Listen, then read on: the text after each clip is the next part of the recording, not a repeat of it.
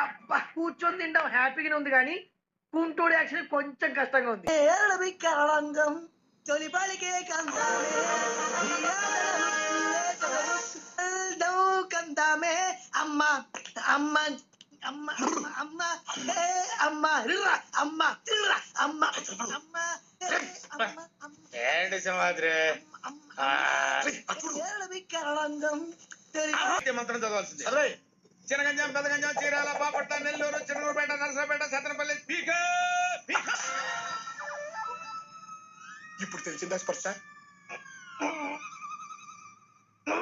కాళ్ళల్లో స్పర్శ జ్ఞానం లేదు అంటే మోకాళ్ళలో బ్రేక్ పడి ఉంటది. అదే 2 అంగుళాల కింద.